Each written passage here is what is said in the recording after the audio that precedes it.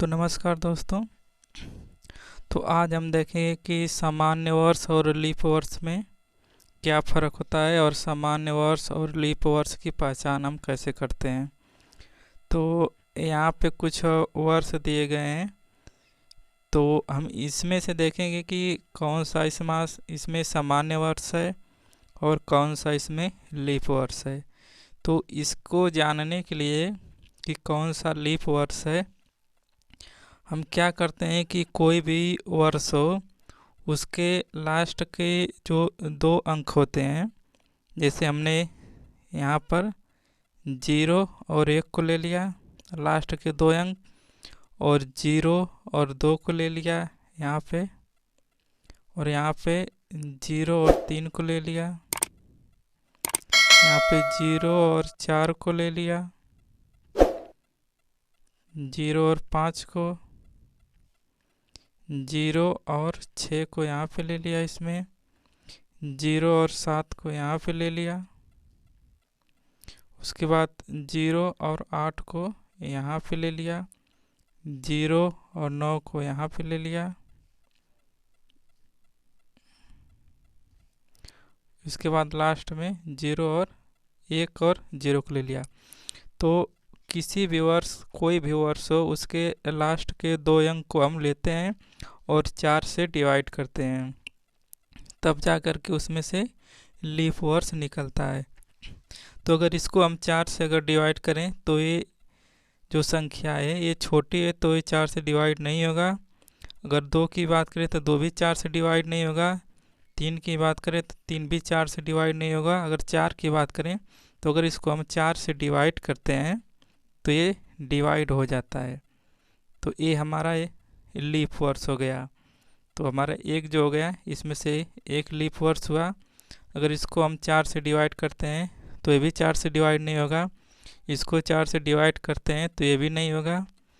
अगर 0 7 को 4 से डिवाइड करते हैं तो ये भी नहीं होगा। अगर 0 8 को अगर हम 4 से डिवाइड करें तो ये डिवाइड हो जाएगा, यानी कि इसमें हमारा दूसरा लीप ईयर मिल गया। उसके बाद 9 को अगर हम 4 से डिवाइड करेंगे तो नहीं होगा। 4 को अगर 4 से डिवाइड करेंगे तो ये हो जाएगा, यानी तीसरा लीप ईयर हमें मिल गया। और उसके बाद इसमें अगर देखेंगे तो 4 से अगर इसको डिवाइड करेंगे तो ये भी 4 से डिवाइड नहीं होगा।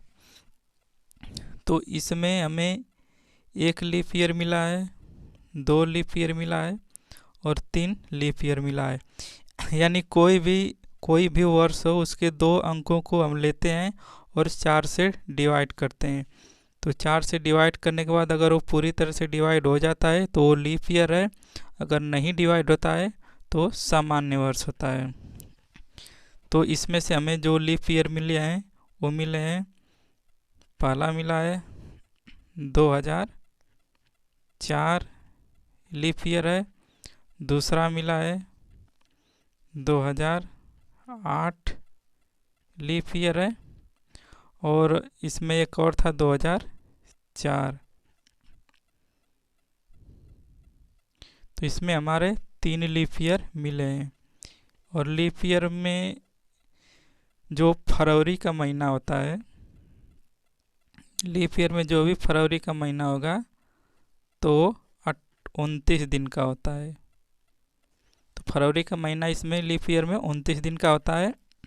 बाकी जो सामान्य वर्ष है, तो सामान्य वर्ष में जो फरवरी का महीना होता है वो सामान्य